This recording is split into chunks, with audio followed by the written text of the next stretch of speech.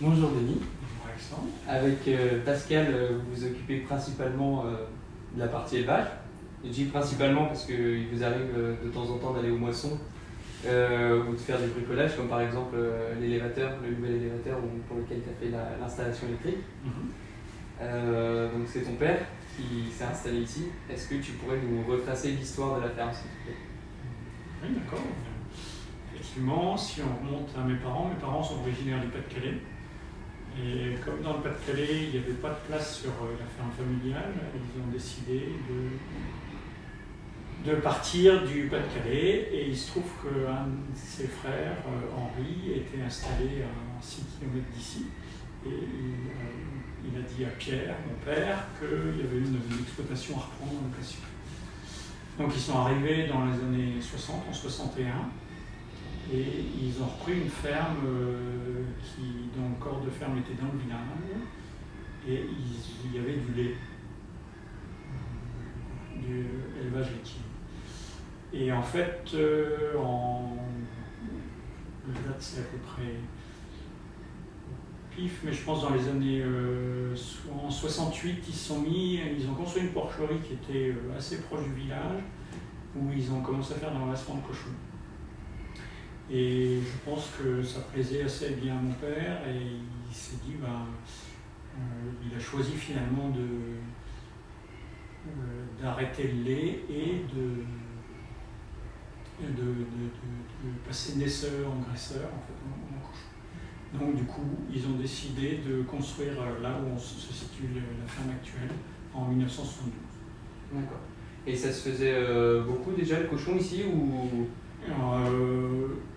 Ce qui est sûr, c'est que dans nos départements, non, il n'y avait pas beaucoup de cochons, mais les gens qui font du cochon, c'est des gens qui viennent d'ailleurs. En fait. Ce sont des gens du Pas-de-Calais, il y a des Hollandais, il y a des Bretons qui sont venus s'installer aussi, pour les mêmes raisons.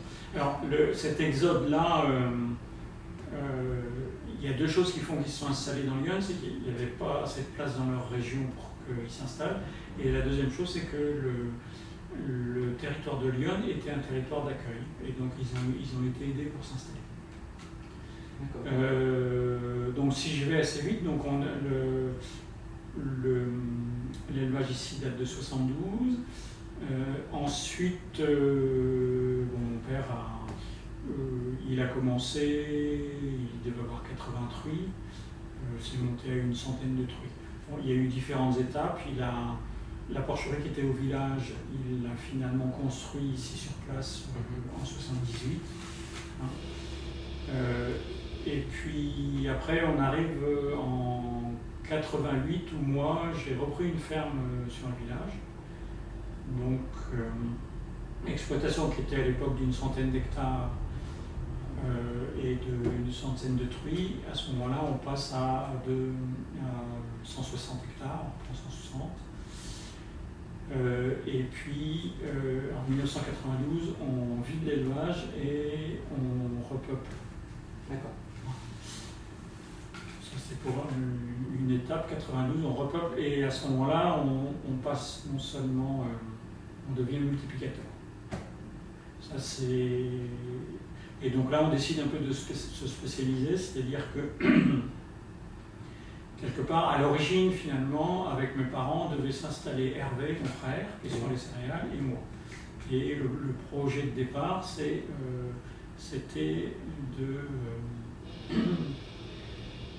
que moi, je m'occupe des cochons et Hervé des cultures.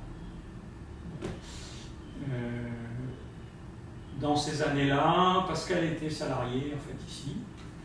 Et il se trouve qu'on a eu l'opportunité de reprendre 40 hectares sur le plateau. Et on savait que Pascal avait envie de s'installer, donc on lui a proposé de s'associer avec nous. Donc Pascal est rentré en 94, je pense. Est-ce que c'est ça? Enfin, à peu près dans les années 94, il y a Pascal et Hervé qui s'est installé. D'accord. Donc on a repris à la fois 40 hectares par ici et on a repris une autre exploitation à 18 km de 60 hectares. Voilà. Donc ça c'est pour l'historique de l'exploitation. Si on avance un petit peu, Mes parents sont partis en retraite en 1998 et on avait décidé que, étant 4 associés à l'époque, c'est-à-dire mes parents, Hervé, Pascal et moi, on a décidé de chercher un nouvel associé pour remplacer mes parents. D'accord. Et c'est là qu'on a fait différents... au travers des stages chinois, on a rencontré différentes personnes. Une première personne, finalement, ça ne s'est pas concrétisé. Une deuxième personne, où on a fait un stage chinois et ça n'a pas fonctionné. Et puis Stéphane est arrivé dans les années 2000. On a fait un stage, on a réfléchi et on a décidé de s'associer avec lui. D'accord. Donc si je continue dans l'historique, on est arrivé dans les années 2000. Donc globalement, Stéphane est arrivé et on a repris encore un peu de surface au moment de son arrivée. Donc globalement, on arrive aujourd'hui à 340 hectares et donc dans les années 2000, on était avec 163 340 hectares. D'accord. Si on continue sur la partie élevage dans l'évolution, donc finalement, l'exploitation de 340 hectares depuis les années 2000 n'a pas tellement évolué. Par contre, sur les cochons, on a eu la contrainte d'être au 1er janvier 2013 sur des nouvelles normes de bien-être animal. Et donc à ce moment-là, à partir de 2010, on a pensé un projet pour les cochons qui s'est vraiment concrétisé en 2014. Donc par finalement l'agrandissement d'élevage, où on est passé plutôt à 230 truies, et puis aussi avec toute la place pour tout engraisser. Parce qu'on arrivait dans la situation d'élevage avant où on devait vendre des porcelets un peu à perte. Voilà. Vous vous occupez de l'entièreté de la chaîne. Voilà.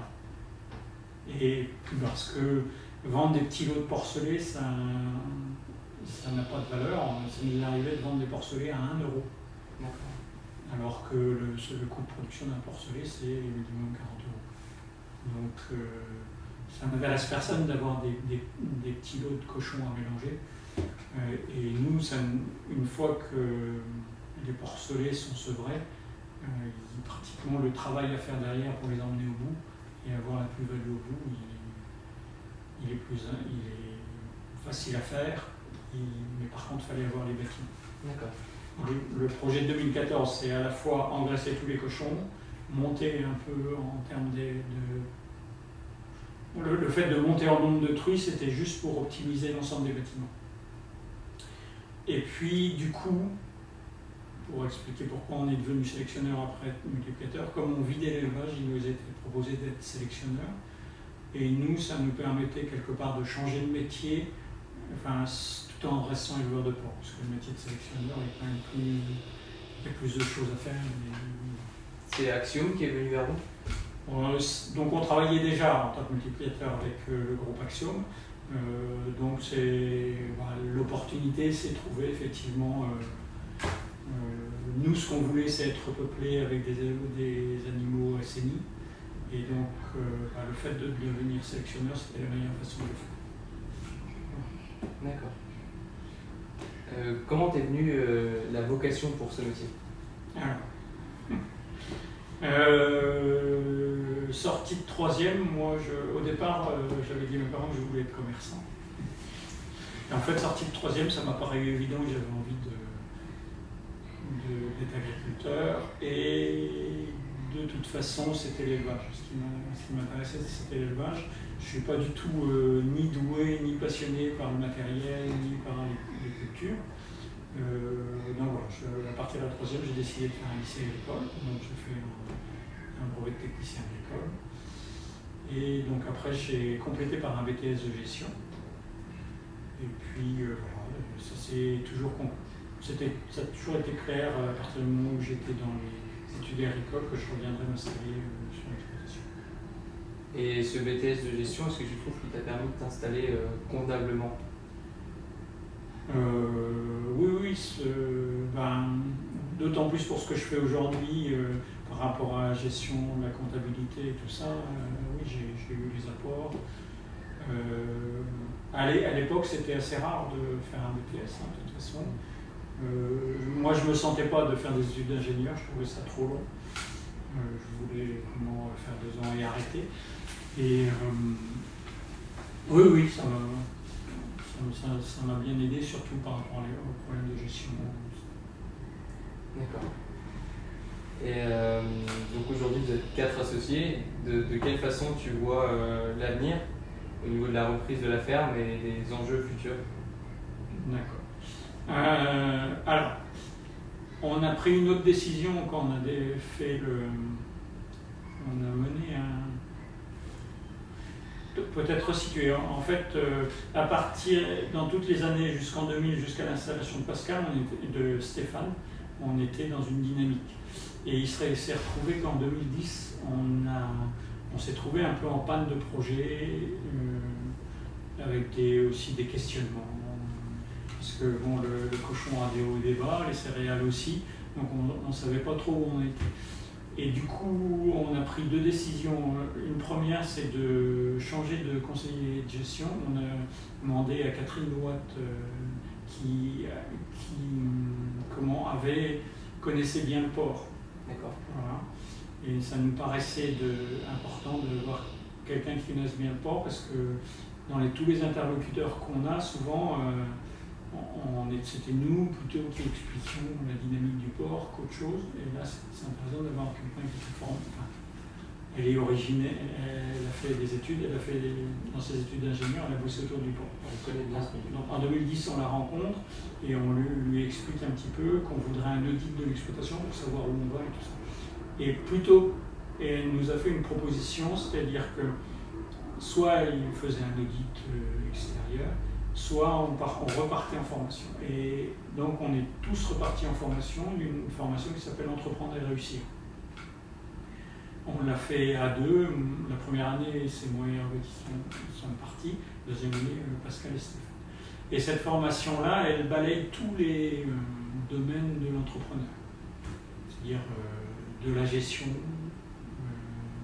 de l'efficacité, le côté commercial, les ressources humaines et tout ça. D'accord. Et donc ça nous a permis un petit peu de se relancer. Donc ça, ta question, c'était les enjeux futurs et la reprise de la ferme. Et du coup, chemin faisant, ça nous a permis de valider ce projet qui était important de construction de porcherie, parce que de mémoire, on n'avait jamais investi autant d'un coup, en fait. Et dans un deuxième temps, ça nous a permis de valider un autre projet. On a fait une étude de savoir est-ce qu'on restait en GAEC ou est-ce qu'on essayait de faire autre chose.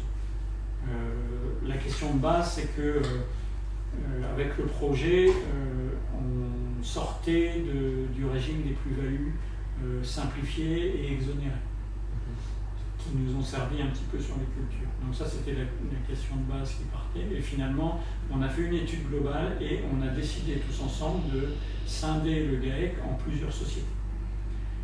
Donc le but premier, il est fiscal et social, c'est-à-dire de pouvoir mieux gérer ça, étant donné que